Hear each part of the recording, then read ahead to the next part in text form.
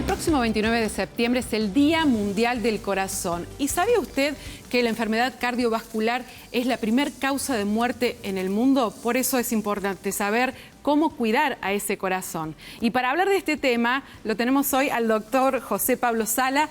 Es cardiólogo, pero además es el fundador del Instituto Modelo de Cardiología. Y la verdad que para nosotros es un placer poder tenerlo y que nos hable justamente de cómo tenemos que cuidar nuestro corazón, bueno, para poder vivir mucho más y evitar la enfermedad de riesgo. ¿Cómo le va, doctor?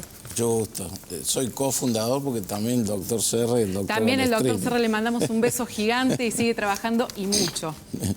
Bueno, el 29 de septiembre es porque se decidió la Organización Mundial de la Salud, la UNESCO y la Federación Mundial de Cardiología de que se hiciera hincapié en lo que es la enfermedad del corazón o las enfermedades cardiovasculares. Entonces se designó ese día, en el 2000 fue, o sea que ya hace 19 años, para que todo el mundo empiece a recapacitar que al corazón hay que cuidarlo y hay que prevenir, sobre todo controlando los factores de riesgo.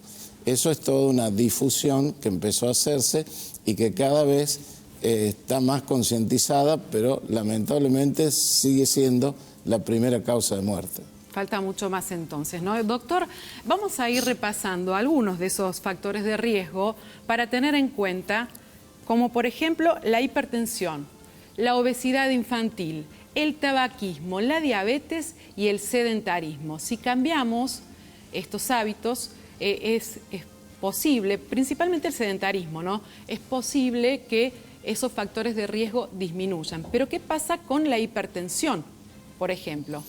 La hipertensión es en 95% de los casos, la causa es, digamos así, esencial, no se sabe, pero sí se puede controlar. El problema es que a veces el hipertenso no sabe que es hipertenso, porque nunca se tomó la presión.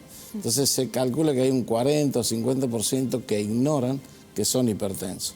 De todas maneras, cuando uno sabe que es hipertenso, debe tomarse la presión por lo menos una vez a la semana y debe ser muy cuidadoso con la sal, debe ser muy cuidadoso con los otros factores de riesgo que también contribuyen, porque el sedentarismo también contribuye. Sedentarismo y tabaquismo, los dos enemigos fundamentales. El tabaquismo también contribuye a aumentar la presión.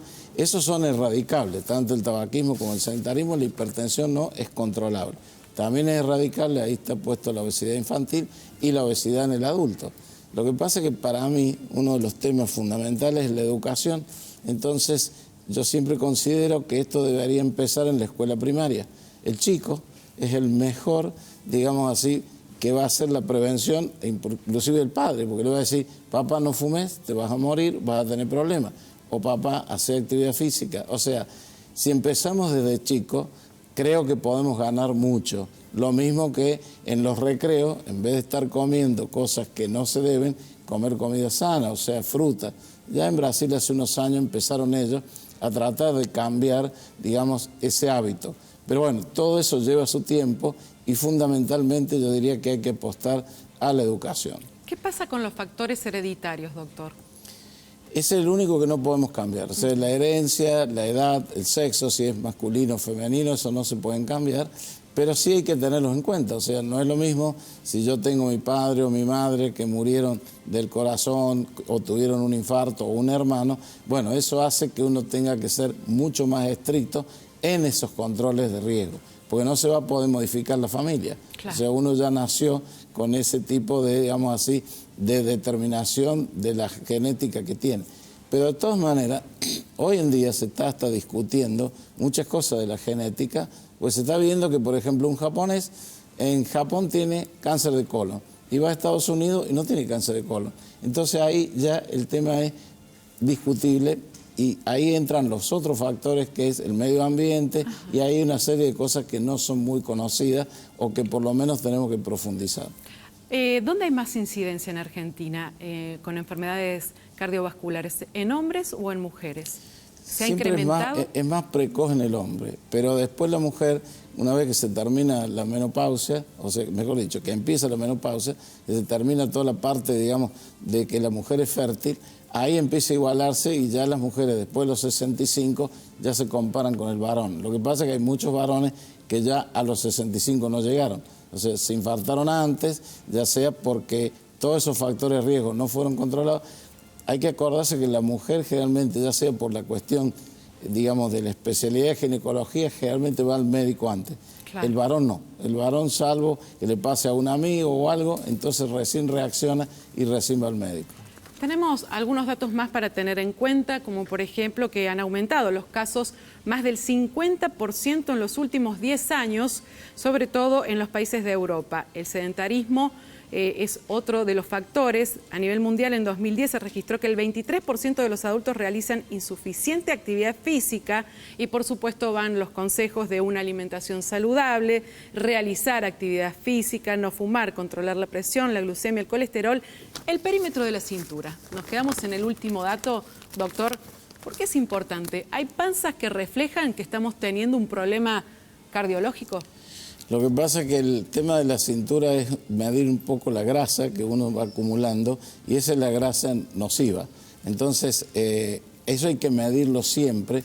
También va relacionado con la alimentación, va relacionado con la actividad física. O sea, todo es un conjunto, no es un solo factor el que influye. Pero sí es importante que, supongamos, el que parece muy saludable porque, digamos, tiene su barriguita, no es tan saludable. Entonces eso hay que medirlo. Y esa es una forma, también aparte del peso, de saber cómo va la evolución. ¿Hay algún determinante físico que me haga un llamado de atención y diga, no, tengo un problema al corazón, además de los dolores de pecho que se pueda tener? Yo puedo tener falta de aire y eso también es algo que hay que tenerlo en cuenta. El dolor de pecho es el característico, pero puedo tener dolor a lo mejor en la mandíbula, puedo tener dolor en el hombro, puedo tener dolor, digamos así, irradiado. En el fondo, yo diría que ante algo que cambia, uno tiene que consultar. No esperar, no porque esto recién mañana pasa, a veces tarde, por horas.